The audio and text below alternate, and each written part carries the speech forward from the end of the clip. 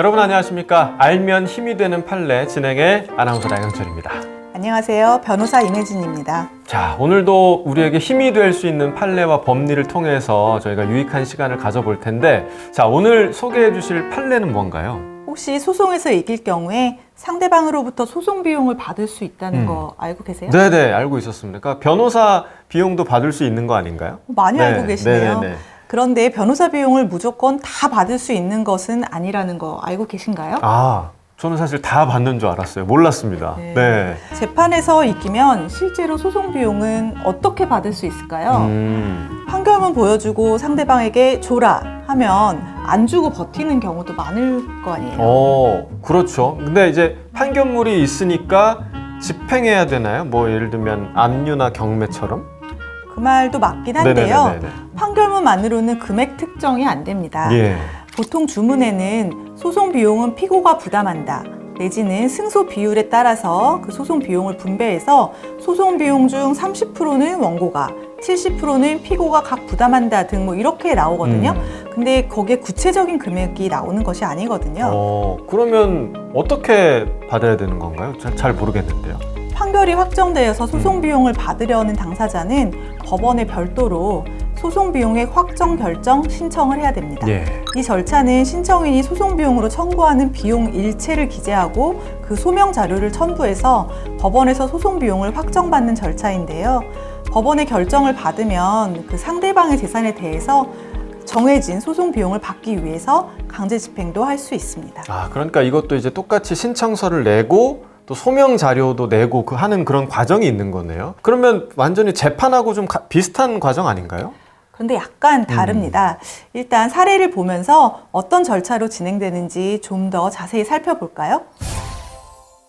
분쟁이 생겨 민사재판으로 다툰 추심해와 안성실. 최종적으로 원고였던 추심해가 일부 승소로 종결되었습니다. 판결문에는 소송 총비용 중 40%는 원고 추심해가, 60%는 피고 안성실이 각 부담한다고 기재되어 있었습니다. 청구한 돈 중 일부밖에 못 받는데 소송 비용도 전부 받아내야지. 즉시 소송 비용의 확정 결정 신청서를 준비하는 안성실 씨. 신청을 위해 판결문과 확정증명원, 송달증명원, 소송비용 계산서, 인지송달료 납부 확인서, 변호사 수임 관련 지출 증빙, 사건 위임 계약서 등의 서류를 준비해서 소송비용액 확정 결정 신청서를 작성합니다. 그리고 최초 1심 소송을 제기했던 법원에 방문해 신청서를 제출합니다. 법원에서는 피신청인인 안성실에게 신청인 추심해가 제출했던 소송비용 계산서 등본을 교부하면서 피신청인 안성실에게 자신이 지출했던 비용에 대한 비용 계산서와 관련 소명 자료를 제출하라고 최고서를 보냅니다. 소송 비용을 달라고? 최고서를 받고도 아무런 의견서를 제출하지 않고 무시해버리고 맙니다. 결국 추심해가 신청한 소송 비용액 300만 원을 확정하는 결정이 내려졌습니다. 제대로 보고 의견서를 냈어야 되는데. 나도 내가 낸 소송 비용 중 80만 원을 받아야 하는데 이 일을 어째. 안성실 씨는 뒤늦게 피신청인이 받아야 할 소송 비용 80만 원과의 상계를 해달라고 요청하며 즉시 항고장을 제출하고 별도로 자신이 지출한 소송 비용액 확정을 구하는 신청서를 제출해서 소송 비용액 확정 결정을 받았습니다. 이 경우 어떻게 될까요?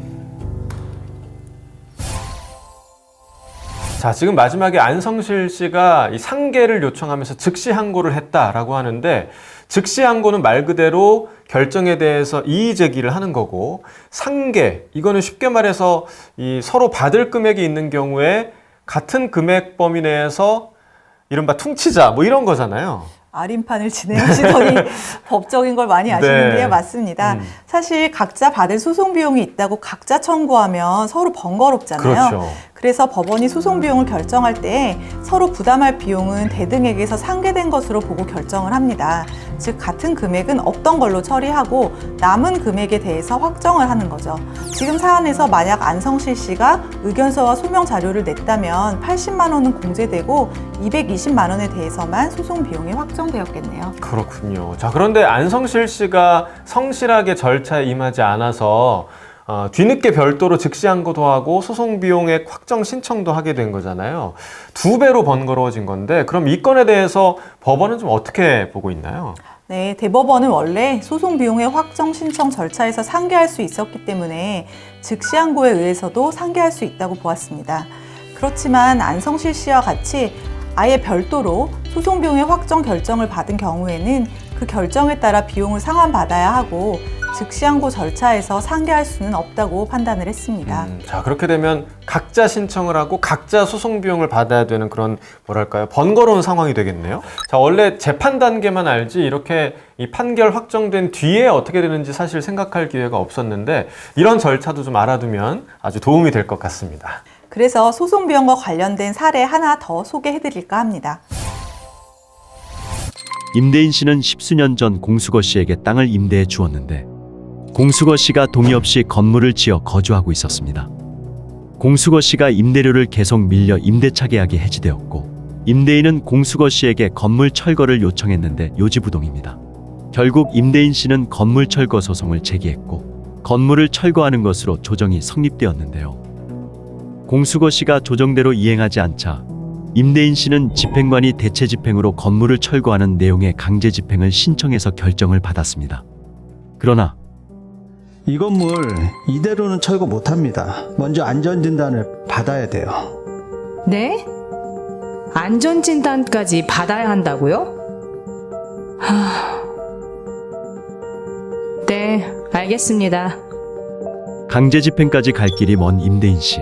울며 겨자 먹기로 3천만 원이라는 대금을 지불했습니다. 그러자 안전진단 용역 비용까지 물게 될 것이 두려운 공수거 씨는 얼른 건물을 자진 철거해버립니다. 임대인 씨는 철거할 건물이 없으니 강제 집행 신청을 취하했습니다. 그 후 공수거 씨로부터 집행비용 예납금 30만 원과 안전진단 비용 3,030만 원을 받기 위해 집행비용액 확정 신청서를 제출합니다. 과연 임대인 씨는 집행비용액을 받을 수 있을까요? 그런데 임대인 씨가 너무 좀 약오를 것 같은데 이거 받을 수 없는 건가요? 원래 민사집행법에서는 네. 강제집행 비용의 경우 채무자가 부담하게 되고 그 비용은 집행에서 우선적으로 변상을 받도록 하고 있습니다. 그런데 이 사건은 집행 준비만 했지 실질적으로 집행에 들어가지는 못하고 취하됐거든요. 그래서 이걸 받을 수 있는지 문제가 되는 것입니다. 그래도 답은 뭔가 받을 수 있다가 되지 않을까 생각이 듭니다. 왜 그렇게 생각하세요? 벌써 제가 아림판을 한 지도 꽤 돼서 이제 좀 감이 좀 오는 것 같은데 자, 그동안의 판례들을 비춰볼 때 지금 너무 억울해할 임대인의 상황을 법원이 좀 고려하지 않을 리가 없다라고 생각이 드는데요. 대단하신데요? 맞습니다. 법원은 법이라는 테두리 내에서 판단하지만 기본적으로 형평, 즉 손해의 공평한 분담을 지향을 하고 있습니다. 대법원은 강제 집행이 신청 취하 또는 집행 취소 등으로 목적을 달성하지 못한 경우에 원칙적으로 민사집행법 제53조에서 정한 집행비용으로는 볼 수 없지만 민사집행법이 준용하는 민사소송법 제114조에 근거해서 집행비용의 확정 신청을 할 수 있고 이 경우 법원은 그 목적을 달성하지 못하게 된 사정, 채권자가 비용을 지출할 필요성이나 강제 집행이 끝나게 된 원인이나 경위 등을 살펴서 집행비용을 부담할 사람과 그 부담할 액수를 정할 수 있다라고 보았습니다. 지금 말씀해 주신 대로 역시 좀 그럴 것 같았습니다. 하지만 주의해야 할 점이 있는데요. 자기가 지출한 비용을 무조건 전부 받을 수 있는 것은 아닙니다. 따라서 꼭 필요한 항목인지 액수는 적절한지 지출하기 전에 미리 생각해 보실 필요가 있습니다. 네, 그리고 강제 집행을 신청한 뒤에 취하할 때 이때는 좀 신중해야겠네요. 왜냐하면 취하하면 어찌됐든 집행비용을 못 받을 수도 있으니까요. 네, 맞습니다. 네. 자, 이렇게 소송 비용에 대한 판례에 대해서 살펴봤습니다. 오늘 배운 판례와 제도도 어디서나 배울 수 없는 피가 되고 살이 되는 그런 법률 지식인 것 같아요. 네, 그렇습니다. 재판에서 승소와 패소가 끝이 아니라 그 이후가 더 중요할 수도 있다는 점을 기억해 주셨으면 좋겠습니다. 알겠습니다. 자, 그럼 저희는 또 다른 힘이 되는 판례, 유익한 정보를 가지고 다음 시간에 찾아뵙겠습니다. 시청해주신 여러분 고맙습니다.